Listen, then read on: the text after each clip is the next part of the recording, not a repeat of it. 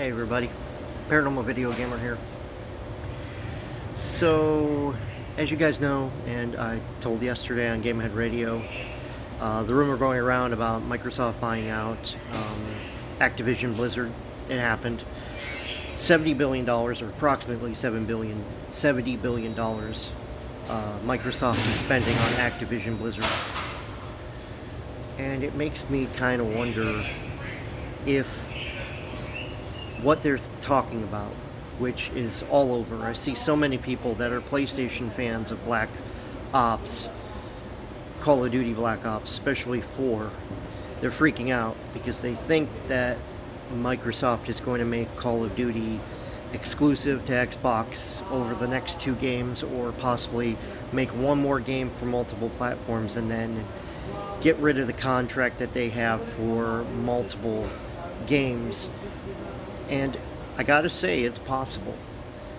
And it sucks. I mean, just thinking about it, it sucks. It sucks for all people that love the games on PlayStation.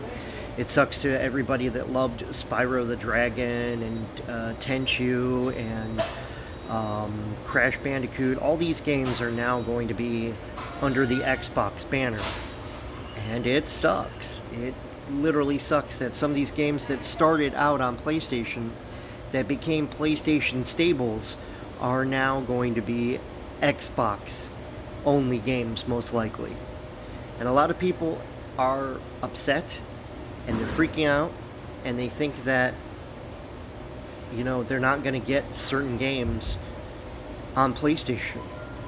And now they're worried that they have to go out and buy an Xbox because that's the only way they're going to be able to play Crash Bandicoot, Spyro, Tenchu, Tony Hawk's Pro Skater.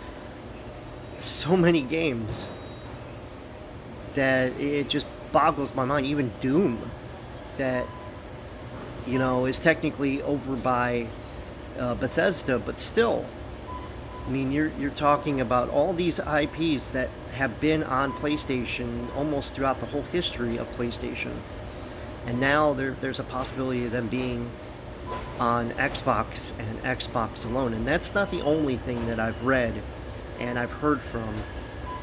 According to multiple people, I've been following Reddit. I've been following the user on Reddit that broke the story about Microsoft buying Activision, and he's been right. I mean, I'm going to say 5 out of 6 times he's been correct with what he's heard and what he knows about insider information.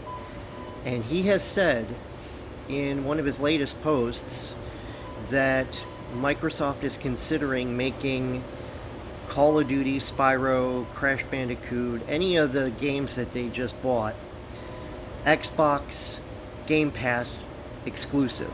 So what that means is, if you don't buy the Game Pass, you can't play these games. There are going to be no physical copies. They're going to be digitally only games that are going to come out on Game Pass. And the only way you can play them is by downloading them on Game Pass. So that's $20 a month just to be able to play the game and not own it, but you can still play it. Now, that could change.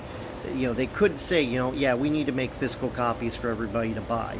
But then they could put microtransactions behind it, like you only get so many hours to play it before you have to buy it again. I mean, that's the future. I mean, look what Microsoft in general has done. Remember when they first came out, I think it was with Xbox One, if I remember, they put it where it was always online. So the only way you could play games is if your system was completely online the whole time you played. So we have to consider that.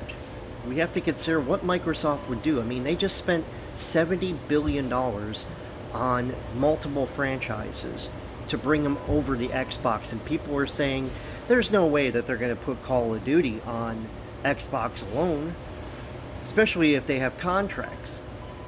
Contracts have been bought out many times through video game publishers. All Microsoft would have to do is say, look, PlayStation, no offense, here's some money, we're buying out the contract as agreed. Probably in that contract there's probably a buyout feature where they can pay a certain amount of money or get paid a certain amount of money and they have to let that franchise go completely, which I don't know if that is, but I wouldn't put it past these video game publishers, what they did in previous, agreements, because that's something that is a very common practice. So we have to consider all possibilities, not just, well, it doesn't make any sense for them to, screw PlayStation people to make more money. No, it makes perfect sense. They're going to make more money getting people to buy the Game Pass than they would just having a couple 100,000 games discs, for the PlayStation 5. I mean, you're talking $20 for one person for Game Pass. How many people are going to move over?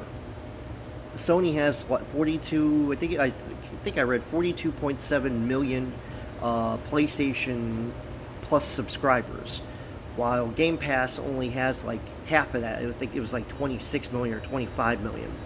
So what's the best way to get Sony people to come over to Xbox? Buy a whole bunch of really great games that, by the way, Call of Duty was #1 on Sony's buying guide. So that's how many people bought Call of Duty on PlayStation and not Xbox.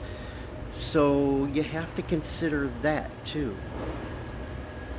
So just my thoughts and opinions. I'll be talking more about this on Game Ahead Radio next couple days, and I'll see you guys then.